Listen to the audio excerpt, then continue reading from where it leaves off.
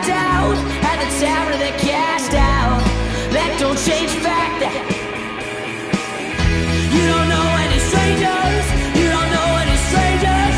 You don't know any strangers that me show you around. You need somebody, darling, I'm somebody. Come on, crash my party, bring me right on down.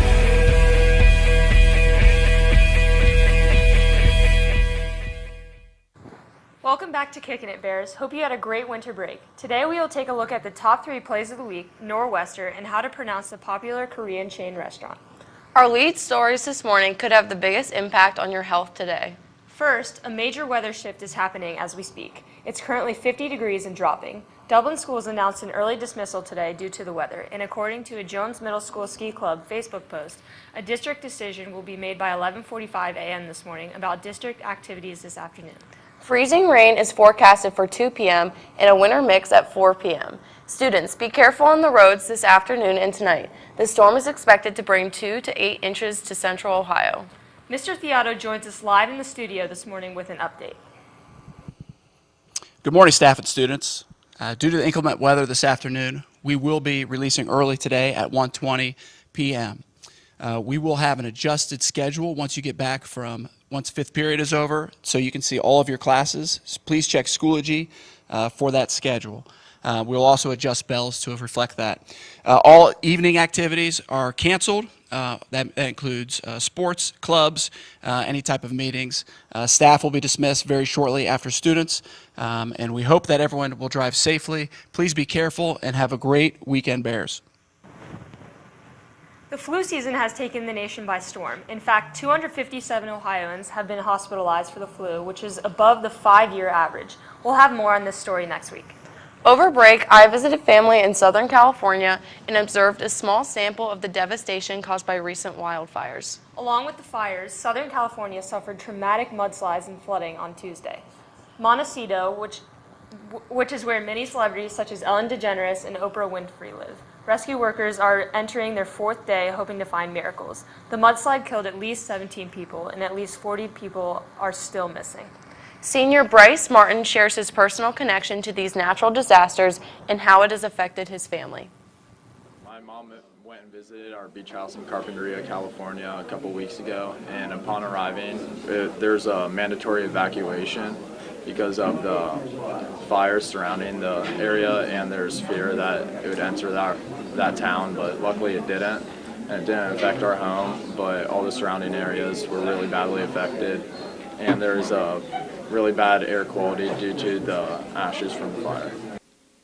This has been Kylie Casey reporting for WARL. The Thomas Fire spans more than 281,000 acres across Ventura and Santa Barbara County, making it the largest fire in modern California history. Now let's head over to Josh and Kate with sports.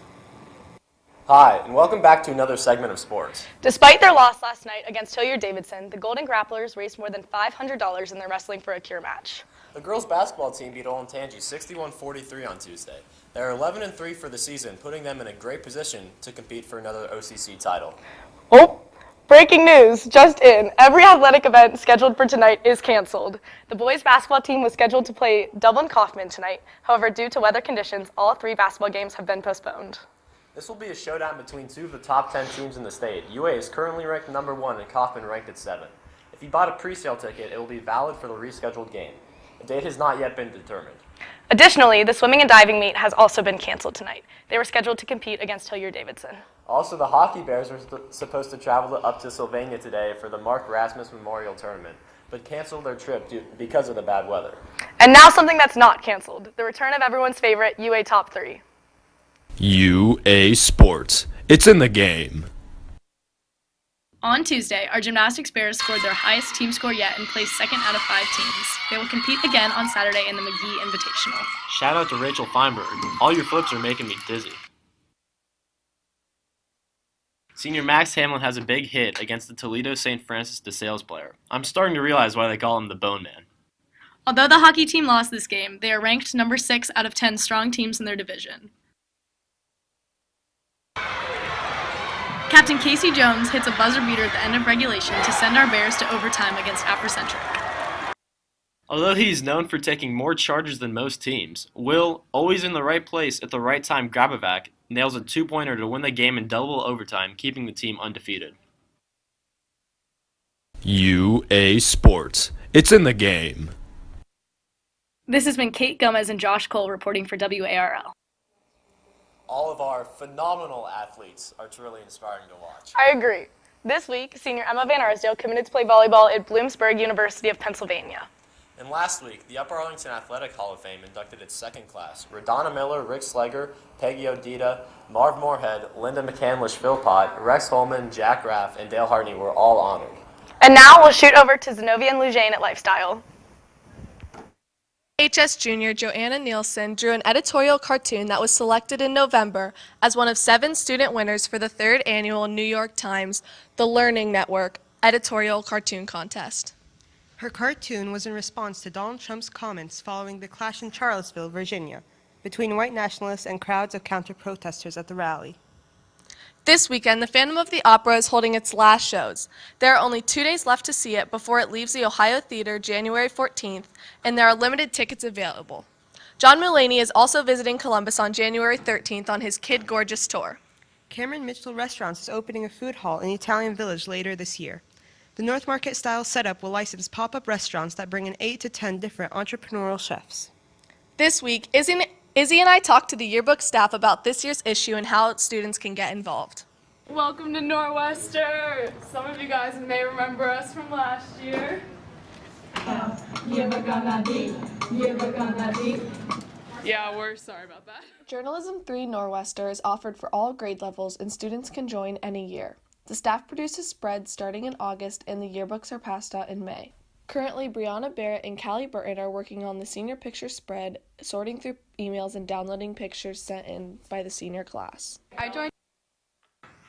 Seniors, the deadline to turn in your senior pictures has passed. If you still have a photo to submit, please contact the Norwester staff immediately. Students interested in traveling to Australia in 2019 can get a $200 price break with EF Tours if they register this month. Miss Reese will be chaperoning students on a 2-week tour to Australia. There's an informational meeting Wednesday, January 24th in the Little Theater at 6 p.m. See or email Miss Reese for more details. And now back to Kylie and Madeline at Maine. Lady Bears, the winter dance is next Saturday, January 20th, so make a sign, grab a date, and buy a dress this weekend. The theme is the snowball dance.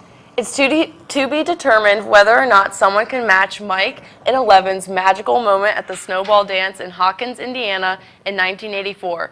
But I guess stranger things have happened. This week, Lujane explored the debate of the pronunciation of the name of a popular South Korean restaurant in Columbus. Bipibop. Bipibop. Bipibop. Bipibop. Bipibop. Bipibop. No! It's Bipibop. Bipibop. Bipibop. Bipibop. How do you pronounce your restaurant chain's name? It's Bipibop? Awesome. Thank you. That was my only question. This was Lujane Asaf reporting for the WARL.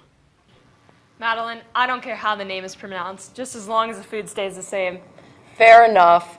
Monday is Martin Luther King Jr. Day that equates to a 3-day weekend and opportunities to celebrate this American hero.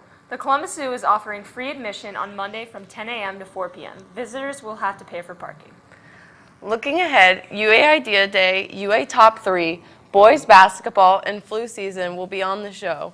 Remember, Bears, over break we had colder temperatures in Antarctica, so bundle up.